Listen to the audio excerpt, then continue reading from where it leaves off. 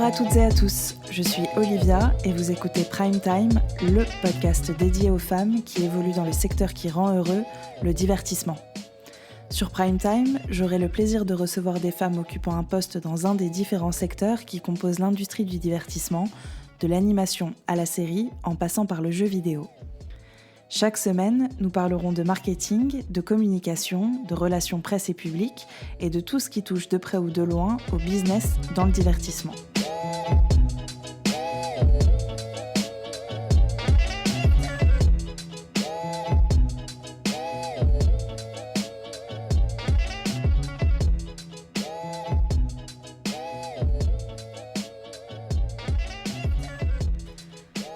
Merci à tous pour vos retours sur le lancement de Prime Time et le premier épisode. Ça vous a plu et j'en suis ravie. N'hésitez pas à vous abonner sur votre plateforme d'écoute préférée et à me laisser 5 étoiles et un commentaire si vous écoutez sur Apple Podcast. Ça m'aidera grandement à faire découvrir le podcast au plus grand nombre. Vous pouvez aussi vous abonner sur Instagram ou LinkedIn. J'en profite pour vous annoncer le lancement de la newsletter Prime Time. Toutes les infos sont dans les notes de l'épisode. Aujourd'hui, je reçois Déborah Ruiz, en charge du trade marketing online et retail au sein de Bandai Namco. Déborah est une grande fan de jeux vidéo et concourt à la diversité dans ce secteur si masculin. Son travail lui demande une grande organisation et une polyvalence qu'elle a dû en partie apprendre à maîtriser sur le tas. Cette conversation saura, j'en suis sûre, convaincre tout le monde qu'il ne faut pas avoir peur de s'attaquer à un poste que l'on ne connaît pas sur le papier. Avant d'être embauchée, Déborah connaissait à peine la définition du trade marketing. Aujourd'hui, elle occupe une place centrale dans son équipe. Mais le mieux, c'est encore de l'écouter en parler, alors tout de suite, place à la discussion.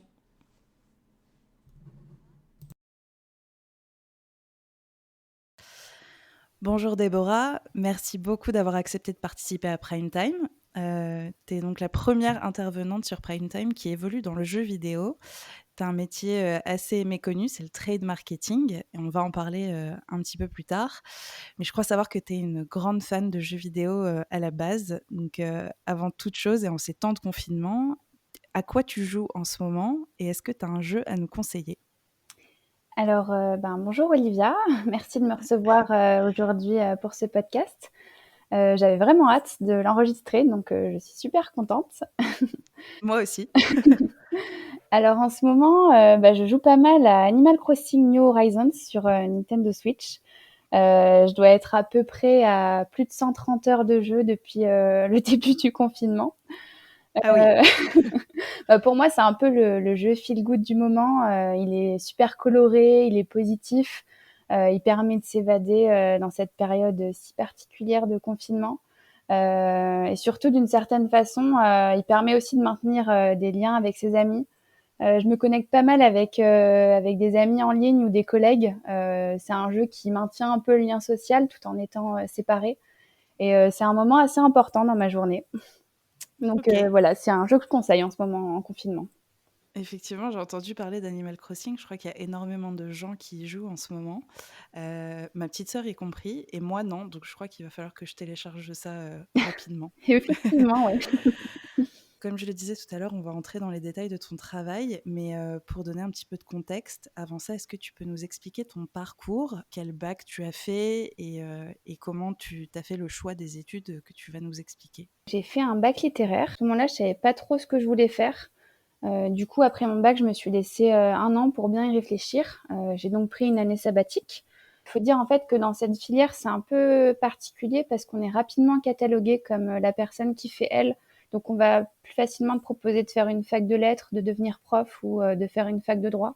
Sauf que moi, la littérature et la philo, j'aimais ça. Ça m'a permis d'avoir des bonnes notes et de faire quelque chose que j'aimais bien sans trop galérer. Mais je voulais pas du tout en faire mon métier. Donc au milieu de cette année sabbatique, je me suis décidée de déménager, que je viens de Strasbourg, j'y ai vécu pendant 18 ans. Et pour moi, c'était le moment de partir et de voir un peu autre chose. Donc j'ai regardé un petit peu les écoles de commerce qui avaient ailleurs qu'à Strasbourg. Je suis partie sur Lyon pour commencer une formation dans une école de commerce qui s'appelle l'INSEC. Et j'ai vu que tu vas t'y impliquer, beaucoup plus que la normale, et devenir ambassadrice de programme et représenter ton école. Est-ce que tu peux nous en parler? À quoi tes missions, ressemblent? Pourquoi aussi d'ailleurs tu as décidé de t'impliquer autant?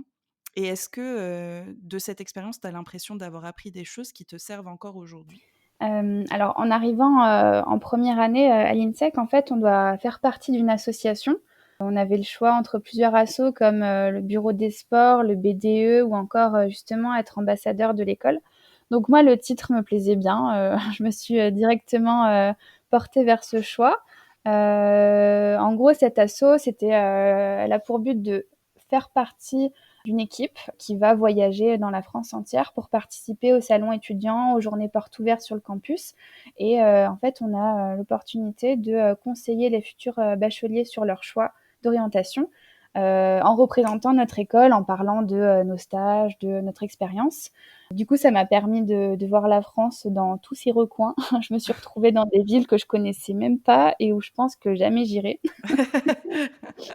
Et surtout, ça m'a permis de me revoir 1 an avant, en étant perdue, ne sachant pas quoi faire, et justement, j'ai connu l'école via ce genre d'événement. Donc quand, j'étais à la place, des bacheliers, bah, je voyais justement ces étudiants sur les stands, je les trouvais super sympas et j'avais envie de faire comme eux si j'intégrais l'école. OK. J'ai toujours été super timide, et avant cette école, en fait, je rougissais dès qu'on m'adressait la parole, dès que je devais prendre la parole en public. Enfin, c'était une angoisse pour moi. Et justement, de faire partie d'une asso où il faut absolument aller vers les autres et les rassurer, ça m'a vraiment aidée à m'ouvrir, à dépasser ce complexe que j'ai toujours eu. Et ça m'a aussi permis d'acquérir un certain discours béton et de me professionnaliser davantage. Et Mmh. du coup, bah, j'ai pris le taureau par les cornes et je me suis dit: «Bah, tu changes de ville, tu changes d'orientation, alors bouge-toi et tu sors de ta zone de confort et voilà, sinon tu pourras jamais, dépasser ta timidité».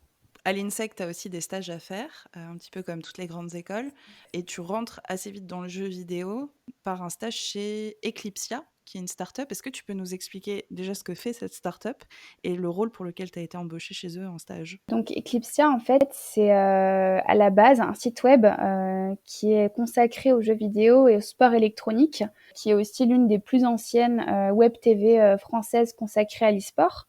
En gros, c'est, plusieurs lives qui passent, tout au long de la journée où, des streamers, vont, se streamer en live et vont jouer aux jeux vidéo, raconter un petit peu leur vie, enfin les vidéos qu'on voit habituellement en ce moment sur YouTube. Et donc en fait, c'est un ami à moi qui est youtubeur de métier aujourd'hui, qui était chez Eclipsia en tant que streamer à l'époque et qui, bah, en fait, un jour, je lui ai parlé de mon engouement pour le jeu vidéo, du fait que j'aimais ça et que c'était une vraie passion pour moi. Et en fait, il m'a proposé d'envoyer mon CV parce qu'il y a une offre de stage, qui était sortie chez Eclipsia pour être community manager. Donc j'ai directement foncé, sur l'occasion et j'ai passé l'entretien et du coup, par la suite, j'ai été prise. C'était pour moi ma première expérience dans le jeu vidéo. Dans la boîte, on n'était pas nombreux. C'était un petit open space assez intimiste au final. J'ai pu rencontrer pas mal de streamers, connus ou non. J'ai pu discuter avec eux. Tout le monde était super sympa et en fait, je me suis rapidement rendu compte que, ben, dans l'univers du jeu vidéo, tout le monde se connaissait. C'était un petit milieu compliqué à pénétrer, mais une fois qu'on était dedans et ben, en fait, c'est tout petit. Et ce stage, en fait, il m'a confortée dans l'idée de rester dans l'industrie et de du coup viser une plus grosse entreprise et pourquoi pas intégrer un grand groupe pour mon stage d'après. Donc effectivement, deuxième stage, et là, tu rentres dans Oui. un grand groupe, très, très grand groupe pour le coup, qui est très connu, qui s'appelle, Viacom CBS Networks, et là, tu y occupes le poste de chef de projet opérations spéciales entertainment. C'est un titre, qui a un côté très, très agent secret. Alors qu'est-ce que ça veut dire et c'était quoi une journée type, en chef de projet opérations spéciales entertainment? Alors c'est vrai qu'avec du recul, je me rends compte que ce titre est assez particulier. Ça fait assez agent secret, ouais. En fait, donc c'était mon stage de fin d'études qui a duré 6 mois, sur Paris. Je m'occupais de booker, des opérations en fonction de notre actualité. Donc par exemple, lorsqu'un nouveau tome de manga sortait ou un nouveau jeu vidéo, on envoyait une propale à l'éditeur en question pour lui proposer des emplacements publicitaires sur, nos chaînes affinitaires avec une période et un budget. Donc on avait un retour en fonction de leur budget et de leur envie de passer sur nos chaînes. Par exemple, pour un manga, on proposait à l'éditeur de passer sur J1 ou Game One à une heure précise, sachant que les fortes audiences étaient plus chères. Et à côté de ça, si le spot publicitaire qu'on voulait mettre sur nos chaînes avait des caractères particuliers, comme par exemple du sang ou des caractères violents, là, il fallait le prendre en compte et faire passer le spot impérativement à partir d'une certaine heure dans la nuit. Du coup, il y avait tout ce genre de choses à prendre en compte. Voilà, et à côté de ça, je rédigeais mon mémoire de fin d'études sur l'évolution de la femme dans le jeu vidéo pour en gros démontrer qu'on était passé d'une princesse Peach à sauver dans tous les Mario à une Lara Croft ou une Bayonetta qui est devenue personnage principal d'un jeu vidéo. Super. Ouais, super intéressant. Et en étant chez Game One, du coup, vu qu'il y a un live tous les mercredis après-midi, il y a des personnalités comme Kayane, par exemple, qui est championne sur Soul Calibur, qui était là pour animer le live. Et du coup, j'ai eu l'occasion de l'interviewer et d'interviewer d'autres personnes qui étaient sur le plateau également. Un stage hyper enrichissant, hyper complet. J'ai adoré. Et donc vraiment très spécialisé, plutôt jeux vidéo et culture gaming, en faisant en gros de la vente d'espaces publicitaires. C'est ça. Et oui, donc Kayane, effectivement, c'est une grande figure française de la diversité dans le jeu vidéo. Donc c'est une super personne à interviewer pour ce sujet-là. Ouais. Justement, est-ce que dans ce milieu-là, dans cette équipe-là, chez Viacom, CBS Networks, est-ce que tu tombes sur un management qui te donne envie de progresser, qui t'inspire, et aussi en tant que femme dans ce milieu-là? Alors, moi, j'avais une manager qui était une femme. Pour moi, c'était une bouchère. Elle venait tôt, elle partait tard, elle s'y connaissait vraiment sur tout. C'était impressionnant de la voir travailler, ça fusait dans tous les sens. Et je me suis dit que j'avais aussi envie de devenir une bouchère dans mon domaine plus tard. Enfin, pour moi, elle était super inspirante. Je pense que je m'en souviendrai toujours. Elle m'a vraiment marquée et je la vois régulièrement quand je fais des déplacements sur Paris, comme par exemple la Paris Games Week. Elle est là pour la soirée presse avant l'ouverture au public. Et du coup, on est là, on discute et ça se passe toujours super bien. Et pour moi, c'est vraiment un exemple de bouchère. C'est rigolo comme expression, j'avais jamais entendu.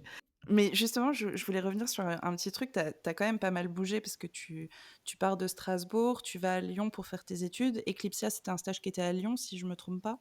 C'était à Paris. Ah, c'était à Paris. Donc tu fais tes Ouais. stages en fait à chaque fois à Paris. Est-ce que ça c'est pour une volonté de venir à Paris un petit peu avant de potentiellement y trouver un boulot à la fin de tes études, ou c'est parce que les opportunités se font et en fait il s'avère que les entreprises sont à Paris? En fait, en cherchant mes stages, j'ai pas forcément choisi la ville, la destination en question, mais j'ai plus choisi l'entreprise. Et je me suis dit, dans tous les cas, j'ai bougé de Strasbourg, donc je suis aussi amenée à bouger ailleurs, ça me dérange pas. Donc que ce soit sur Paris ou une autre ville en France, ou même une autre ville en Europe, enfin, ça me dérangeait pas du tout. Je préférais favoriser l'entreprise à la ville. Pour revenir à ce que tu faisais chez Viacom, tu as notamment travaillé sur des jeux de chez Bandai Namco, chez qui tu es maintenant. Et je me demandais si tu avais rencontré à ce moment-là les équipes avec lesquelles tu travailles aujourd'hui. Alors oui, drôle de coïncidence. J'ai eu l'occasion en fait de gérer une chasse au trésor sur le site de Game One pour la sortie de Dragon Ball FighterZ début 2018. Donc un jeu Bandai Namco. En fait, le but c'était de cacher les 7 boules de cristal sur le site internet et de demander aux participants de m'envoyer un screen de toutes les boules de cristal qu'ils avaient trouvées. Donc voilà un petit peu la mécanique. Après, j'étais pas en contact direct avec les équipes de Bandai Namco, mais aujourd'hui, on s'en souvient tous et on en parle. C'est marrant. Ouais. Et donc cette expérience se termine, c'était un stage de 6 mois, j'imagine extrêmement enrichissant, et tu bascules chez Bandai. Comment ça se passe la transition? Comment est-ce que tu tombes sur l'opportunité? Est-ce qu'il y a une pause entre les deux? Et surtout, est-ce que à la suite de cette expérience, tu cherches à rester dans le même type de poste? Parce que dans l'industrie, je pense que oui, mais en tout cas dans le même type de poste avec le même type de mission. Alors, mon stage chez Game One, à la fin, en fait, c'était mon Master 1. J'avais envie de continuer sur un M2. Je suis restée à l'INSEC. J'ai vu qu'ils avaient des programmes en alternance et je trouvais ça assez sympa d'avoir ce rythme court et entreprise. Du coup, j'avais fait mes 6 mois à Paris. Pour moi, c'était cool, c'était sympa, c'était enrichissant, mais j'avais vraiment envie de retourner à Lyon.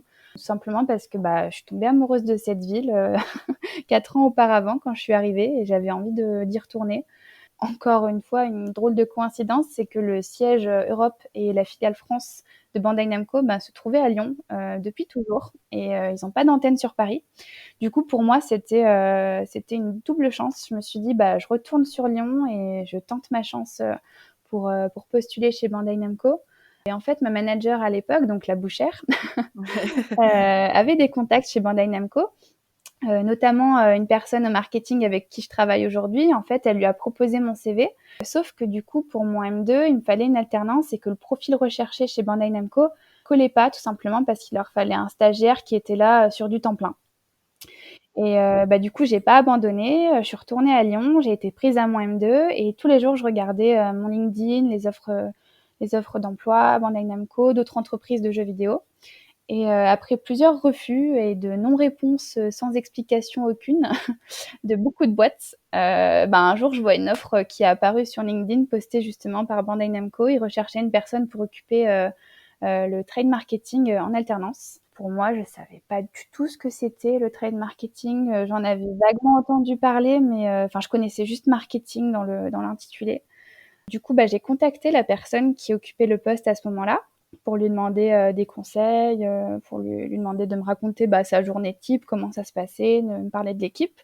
Du coup, il m'a gentiment répondu et sa description m'a plu, alors j'ai postulé. Ça a fonctionné. Alors, ça ressemble à quoi le processus de recrutement? Donc, tu es en alternance en plus et j'imagine ils en embauchent pas tant que ça, des personnes en alternance. Comment ça se passe?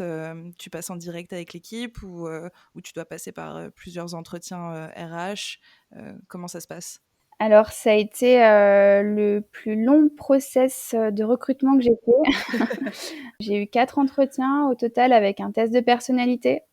En Ah gros, oui, ouais, au début, alors j'ai eu un appel en fait, j'ai postulé début juillet. J'ai eu un appel de la RH, 2 semaines après qui a duré 45 minutes. J'étais pas du tout, du tout, du tout préparée. Pour moi, j'avais dit n'importe quoi. C'était l'angoisse. Enfin, j'étais vraiment pas fière de moi. Au final, coup de chance, je reçois un mail, 1 semaine après qui me propose du coup un entretien d'1 heure en physique sur Lyon. Du coup, je vais dans les locaux, je fais mon entretien, j'ai un test de personnalité à passer également. c'est quoi un test de personnalité? Ça ressemble à quoi? Alors, c'est, par exemple des questions pour un petit peu cerner, ta personnalité, ton caractère. Est-ce que tu es plus quelqu'un de créatif? Est-ce que tu es plus quelqu'un qui a tendance à prendre le lead sur certains sujets? Enfin, c'est des questions un peu bateau. Au final, ça te sort à la fin un espèce de schéma qui te montre, où est-ce que tu te situes sur une courbe, D'accord. voilà. OK.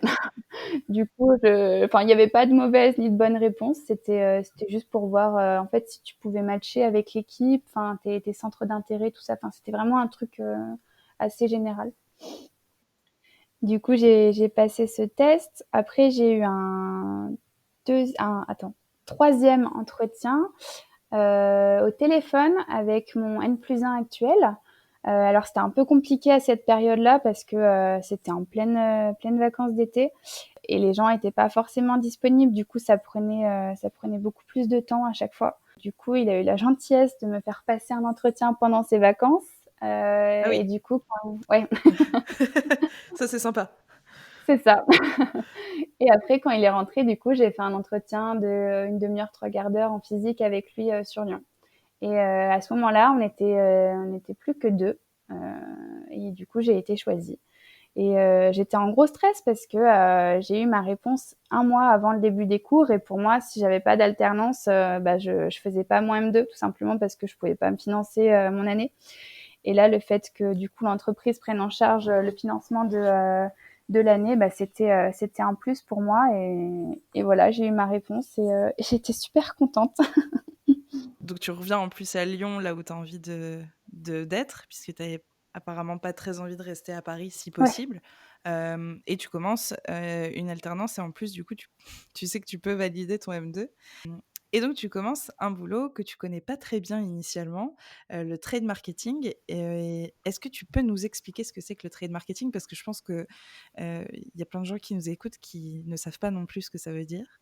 Et pourtant c'est pas très compliqué une fois qu'on a la définition. Alors exactement. En gros, le trade marketing, ça vise à élaborer, des stratégies commerciales entre le producteur et le distributeur.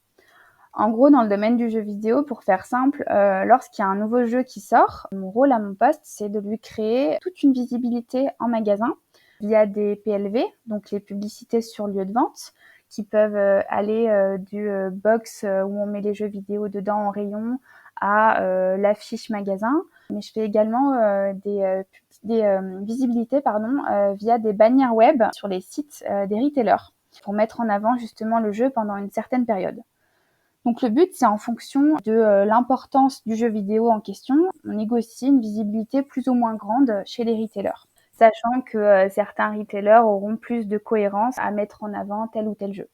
Et enfin, le rôle que je tiens le plus à cœur dans ce poste, c'est que je suis la gardienne des validations de créa. Ouais, c'est ce que j'allais te demander. Ça, c'est avec un département créatif qui est en interne? Alors non, c'est moi qui Ah! m'occupe de faire les créas. Ah génial! Ouais. Et du coup, dès qu'un jeu est annoncé, on est briefé sur le jeu. On a une présentation produit du département marketing. Et du coup, à ce moment-là, j'ai le brief justement des guidelines de chaque jeu et je m'occupe de booker les créas, de les faire et ensuite de les faire valider. Et donc ça, si on peut rentrer juste un petit peu dans le détail de ça, donc tu reçois un brief, complet sur le jeu et j'imagine sur, les guidelines créatives qui vont, autour de ce jeu-là, les choses qu'il faut respecter absolument. Mais, vous allez commencer par une stratégie globale de: «Bon, ce jeu-là est de telle taille, alors on va essayer de targeter tel et tel retailer», ou bien est-ce que tu pars sur, un espèce de kit général pour tous les jeux où tu sais que tu vas de toute façon faire des créas type bannière, comme tu disais PLV, etc. Ou est-ce que chaque jeu reçoit sa propre stratégie en fonction du titre? Alors chaque jeu reçoit vraiment sa propre stratégie, sachant qu'on va pas le traiter, de la même façon, si c'est un gros jeu qui est attendu depuis plusieurs années ou si c'est juste un, portage qu'on fait de, PlayStation à Nintendo, par exemple. D'accord. Du coup, c'est vraiment spécifique à chaque titre et c'est ça qui est bien au final, c'est que, les journées se ressemblent pas, les jeux se ressemblent pas, ma façon de travailler, c'est à chaque fois renouvelé.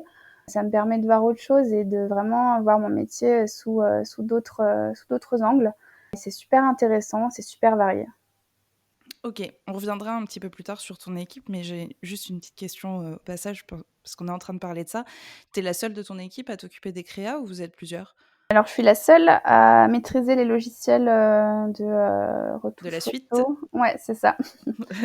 Du OK. coup, c'est moi qui m'en occupe et en gros mes collègues me disent: «Ben, il faudra faire, telle ou telle créa pour, tel retailer, pour telle date» et après c'est moi qui m'organise, en fonction de ma charge de travail ou du temps que j'ai devant moi, de la faire, et de la faire valider en temps et en heure, bien sûr.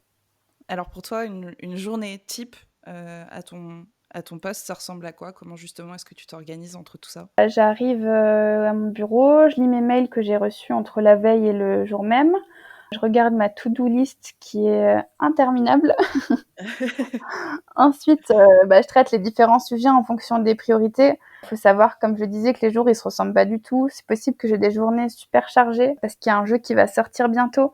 Du coup là, il y a plein d'infos, dans tous les sens. Faut faire valider plein de choses et puis il y a souvent des choses de dernière minute qui, qui sont assez stressantes et à côté de ça, il y a d'autres journées où c'est, un peu plus calme, où je peux m'avancer sur des sujets qui arriveront beaucoup plus tard, sur, des presse produits par exemple ou des briefs, que je vais faire à des prestats, par la suite pour des PLV. Et tu les rétro-planning de lancement de jeux, vous les avez assez en avance pour pouvoir justement anticiper, assez loin les jeux qui vont sortir? Ça dépend du jeu, c'est un peu au jour le jour, en fait, on reçoit un gros brief au début et ensuite on l'adapte par territoire et on l'adapte par retailer et par jeu. C'est vraiment ouais, ça change. Le bureau de Lyon, en fait, c'est le bureau, Europe, si j'ai bien compris? Donc c'est à vous qu'on réfère pour tout le territoire européen. Alors il y a le siège Europe et en fait moi oui c'est vrai que je l'ai pas précisé. Je travaille dans la filiale France, on est une vingtaine et du coup on a la chance d'avoir, l'Europe qui est, à l'étage juste au-dessus. Donc si on a une question ou si on a des soucis, c'est vrai que c'est on a un territoire qui est assez avantagé par rapport à ça. Donc c'est sympa. Donc il y a juste à prendre l'ascenseur C'est ça, ou monter les escaliers. ou monter les escaliers. Avec tout ça, tu as eu le plaisir de travailler sur un tas de lancements de nouveaux jeux. Est-ce qu'il y en a un en particulier qui a été plus enrichissant que les autres? Pour le moment, je pense que ma meilleure campagne, ça a été, Dragon Ball Z Kakarot, qui est sorti en janvier, 2020. Alors pour le coup, je suis pas une grande fan de la licence Dragon Ball Z, mais enfin le jeu était tellement attendu par les fans et a généré une tellement grosse hype que, bah, ça m'a donné vraiment beaucoup de plaisir à travailler sur le titre et notre campagne, elle était super complète. Pour le coup, c'était un gros lancement pour nous. On a réalisé énormément de belles choses à travers tous les départements. On sentait en fait que tout le monde était super motivé, qu'il y avait un enthousiasme collectif et c'était hyper plaisant. Et vous avez travaillé combien de temps sur ce lancement? Alors, le jeu est sorti en janvier. J'ai commencé à travailler dessus en août de l'année d'avant. Donc tu l'as un petit peu mentionné dans tes réponses. Quand on travaille à ton poste, on côtoie plein de départements différents au sein de l'entreprise, mais tu travailles également avec des nombreux partenaires, énormément de retailers qui sont souvent très connus et d'ampleur. Comment ça se passe ces relations? Et qui sont les autres partenaires ou prestataires qui jouent un rôle et avec lesquels tu dois collaborer sur un lancement comme ça? Alors, bah, les relations avec tout le monde se passent bien, de manière générale. D'après ce que j'ai vu depuis que je suis arrivée, en fait, j'ai l'impression qu'une fois qu'on est dans ce milieu, on s'y plaît et on y reste. Que ce soit côté éditeur de jeux vidéo ou côté retailer, spécialisé dans la partie jeux vidéo. À la fois mes collègues ou mes interlocuteurs du retail, en fait, j'ai remarqué qu'ils sont là depuis, super longtemps, une dizaine, une vingtaine d'années. Et voilà, et j'ai remarqué qu'en arrivant, en fait, tout le monde était bienveillant envers moi, envers les nouvelles personnes qui arrivaient dans la boîte. Après, ce qui peut être compliqué, c'est que, bah, en fait, on arrive dans une boîte où il y a déjà plein d'habitudes, plein de choses qui sont faites au quotidien. Et bah, en fait, c'est compliqué de pas mettre un visage sur un nom à qui on écrit tous les jours. Et heureusement, grâce à mon poste, j'ai l'occasion de pas mal bouger, que ce soit en présentation produit ou pour rencontrer des clients. Et du coup, ça me permet de mettre un visage sur un nom auquel j'écris tous les jours. Et d'un côté, ça améliore aussi pas mal les relations. Parce que tu vas présenter en physique les propositions créatives pour les lancements à venir? Alors, voilà, on propose les plans et on propose aussi les prochains jeux qui sortiront sur les prochains mois. D'accord, ok. Du coup, voilà, c'est une présentation complète de ce qui va venir, du line-up du premier ou du deuxième semestre, en fonction de là où on se situe dans l'année. D'accord, ok. Donc il y en a qui savent à l'avance. Voilà, c'est ça. Et du coup, voilà, il y a le secret aussi à garder. Ils sont tenus par une charte de confidentialité et voilà, et ils sont contents parce qu'on leur annonce des choses parfois et on voit qu'il y a des fans de certaines licences et ça fait plaisir de se retrouver devant un groupe de personnes et de présenter quelque chose qui leur parle et quelque chose qu'ils apprécient. C'est super gratifiant. Ouais, ça doit être hyper agréable. Ouais. Et donc, du coup, tu as d'autres partenaires et prestataires qui jouent un rôle important avec lesquels tu dois collaborer sur un lancement, hors département Bandai. Alors des fois, on passe par des agences graphistes ou des créas pour justement créer les PLV, que ce soit des box, des bâches extérieures, des flyers ou des kakémonos. En fait, le but, c'est que je les briefe sur les guidelines que j'ai reçus et de par la suite faire valider la créa et le projet. C'est super important d'être organisé parce que les délais d'appro ou de print ou de livraison même peuvent être assez longs. Et, euh, et on peut aussi recevoir de notre côté des assets à la dernière minute. Donc, il faut toujours être à l'affût, hyper opérationnel et organisé si on veut tenir les délais. Donc ça serait le conseil que tu donnerais à quelqu'un qui veut faire du trade marketing, l'organisation. Oui, c'est ça. Je crois savoir que tu assures aussi à ton poste la veille concurrentielle. c'est un peu, enfin moi, à mon sens, c'est un peu une des bases de tous les métiers du marketing et de la com. C'est obligatoire aussi pour un grand groupe comme Bandai? Alors oui, c'est important de faire une veille concurrentielle et de se tenir informé de ce qui se passe sur le marché. Après, l'avantage avec les métiers passion, comme ce que je fais en ce moment, c'est que la veille, on l'a fait sans s'en rendre compte. Tout simplement parce que j'aime me tenir informée de l'actualité jeux vidéo, de savoir quand tel ou tel jeu sortira, m'informer sur les dernières annonces et du coup, pour moi, ça se fait naturellement. Et après, à côté de ça, c'est super important dans l'industrie du jeu vidéo de connaître les dates de sortie et toutes les infos parce que même si un joueur, par exemple, achètera un jeu en fonction de son affinité avec la licence ou avec le genre du jeu, je pense que personnellement, en tant que joueuse, c'est mieux qu'il n'y ait pas d'embouteillage, qu'il n'y ait pas trop de jeux qui sortent en même temps. Sinon, ça crée de la frustration parce qu'on veut jouer à tout en même temps, c'est pas possible et on doit faire des choix. Et ça, c'est frustrant. Est-ce que tu peux nous partager les outils que tu utilises au quotidien dans ton travail, donc notamment aussi pour la veille, et sans lesquels tu passerais pas une aussi bonne journée? Alors les outils que j'utilise au quotidien, ils sont assez nombreux. Je dirais que mon poste est un peu un poste, couteau suisse. Je fais plein de choses. Je suis autant capable de faire des presses produits que des créas sur Photoshop ou que de faire de la traduction. Du coup, je me sers, tous les jours de la suite Adobe du coup, Photoshop, InDesign, aussi du pack office, beaucoup Excel pour les tableaux de chiffres, PowerPoint pour les, presses produits. Il faut savoir que j'avais déjà touché à tous ces outils avant dans mes études, mais là, j'avoue que j'ai pas mal progressé et au final, on se rend compte que c'est sur le tas qu'on apprend le mieux.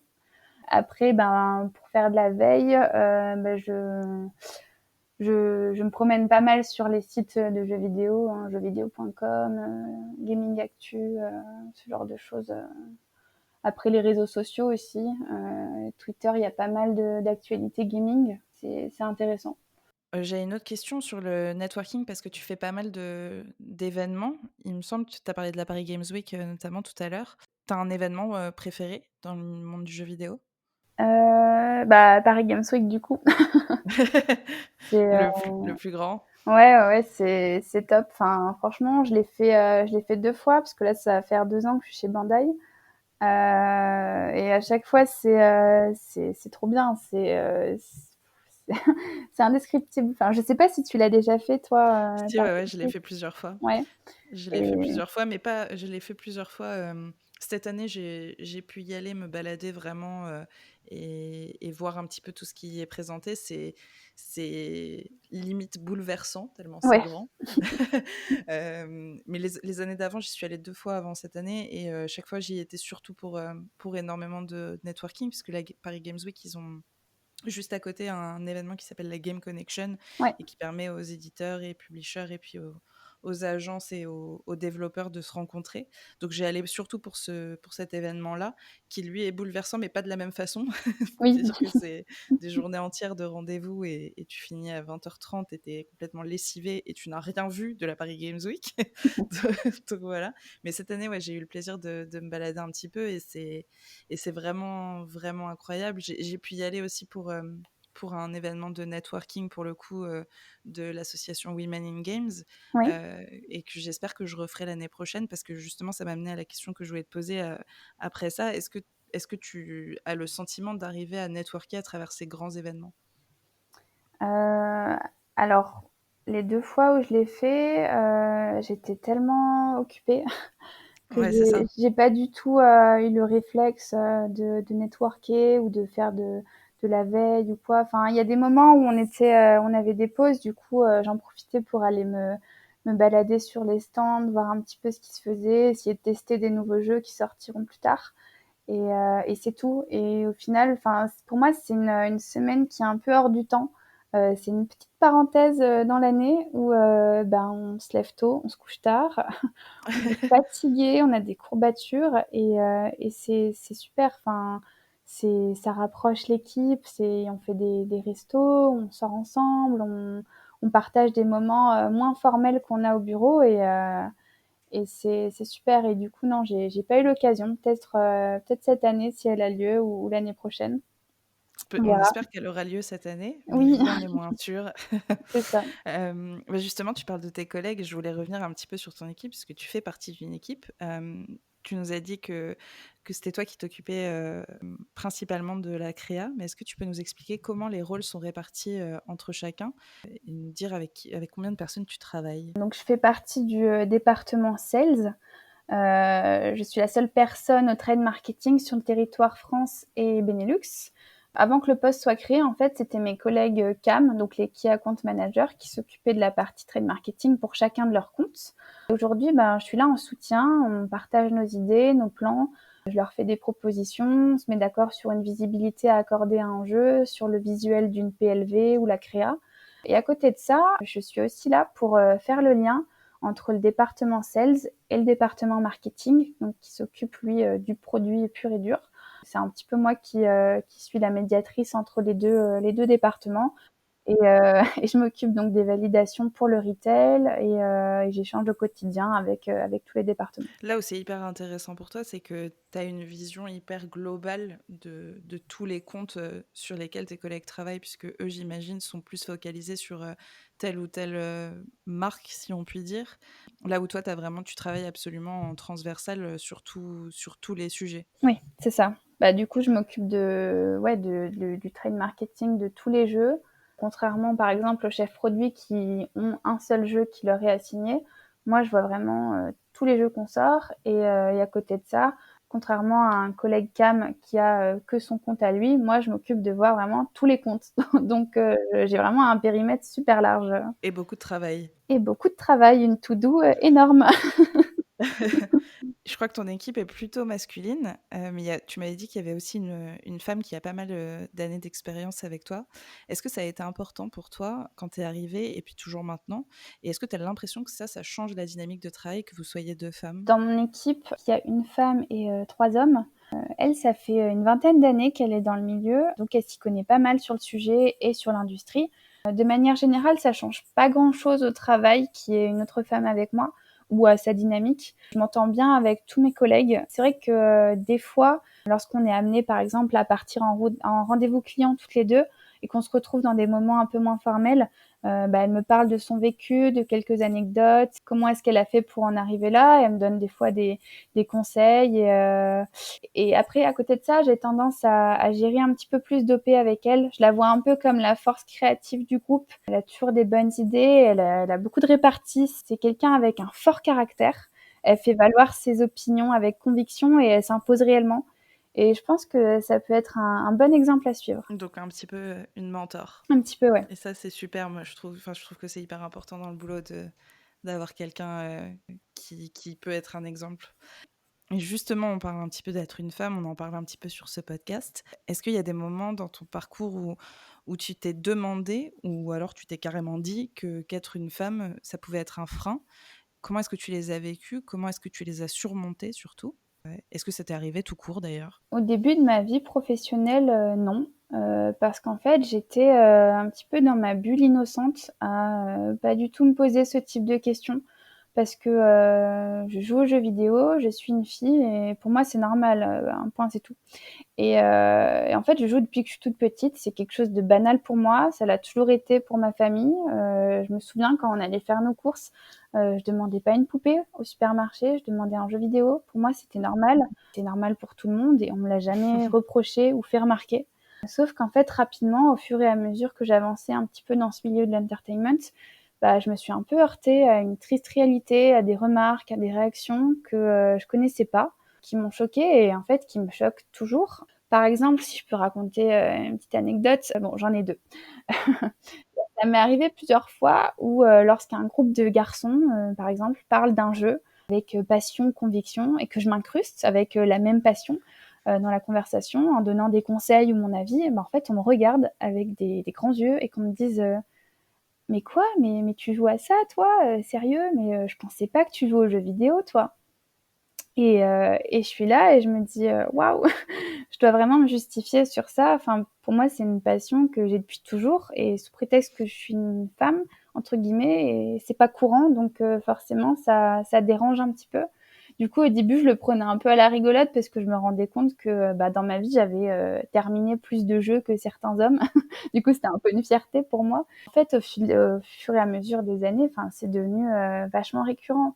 Et là, la dernière anecdote sur le sujet que j'ai, c'était l'année dernière, donc en septembre 2019, j'étais chargée de représenter Bandai Namco lors de salon de trade de rentrée. Et en gros, je faisais des presse produits toute la journée à des retailers. Je leur montrais les nouveautés des prochains mois, dont Dragon Ball Z Kakarot que j'ai évoqué juste avant.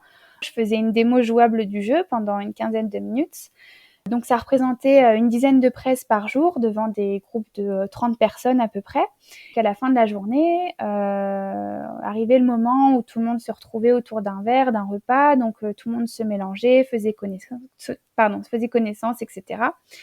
Et à un moment, donc il y a un homme qui vient vers moi, qui m'avait reconnu que j'étais de Bandai Namco, que j'avais fait la presse. Donc on discute un petit peu, et là il me sort: d'ailleurs, aujourd'hui, c'était pas toi qui jouais à Dragon Ball, hein, le jeu il était modé, non? Et du coup, je me mets à exploser de rire. Je le regarde et en fait, il n'y avait pas de réaction de son côté, donc je me dis: ah ouais, mais il est sérieux. Et il y avait une collègue à moi à côté qui est aussi une grosse gameuse, donc on se regarde et je lui dis: ah, bah si, c'était moi qui jouais. Enfin, j'étais la seule à avoir une manette dans la main, elle était allumée, la console était allumée, c'était pas une vidéo qui tournait parce que je commentais en même temps ce que je faisais. Et là, il me regarde avec des gros yeux et il me dit: ah ouais, mais tu joues vachement bien pour une fille. Et là, j'étais dépitée, j'ai rien dit. J'étais partagée entre c'est un compliment maladroit et c'est horrible de dire ça. Et en fait, au salon trade suivant, chez un autre retailer, rebelote. Je me retrouve confrontée à exactement la même situation, même réaction, même commentaire. Évidemment, même commentaire qu'on ne dirait pas à un homme, c'est-à-dire qu'on ne viendrait pas voir un homme en lui disant: mais tout à l'heure, quand il y avait une démo, c'était pas toi qui jouais, allez, dis-nous, c'était une vidéo. Ouais, c'est ça. C'est exactement ça. Donc malheureusement, c'est encore impressionnant de voir une femme jouer, aimer les jeux vidéo, et deux, y jouer bien, voire mieux que, que la moyenne. C'est ça. Alors maintenant, la petite minute conseil, puisque tu as... est-ce que tu es à un poste dans lequel tu dois rester longtemps, ou tu voudrais pouvoir explorer d'autres parties du marketing ou d'autres parties du business? Pour l'instant, je me plais bien dans mon poste. Comme je disais avant, c'est quelque chose que je connaissais pas du tout il y a 2 ans. Et en fait, j'ai appris à découvrir ce poste, j'ai appris à l'aimer, j'ai appris à le détester, j'ai appris à l'aimer à nouveau. Et je me vois bien, je trouve que c'est quelque chose qui me correspond assez bien parce que ça mêle à la fois créativité, chose que j'aime bien, à l'organisation, quoi. J'aime bien être carré et c'est quelque chose qui me correspond assez bien. Du coup, je me vois bien rester quelques années. Après, j'ai du mal à me projeter sur les 10 prochaines années, par exemple. Je sais pas du tout où je serai. J'espère que je serai toujours dans l'industrie du jeu vidéo.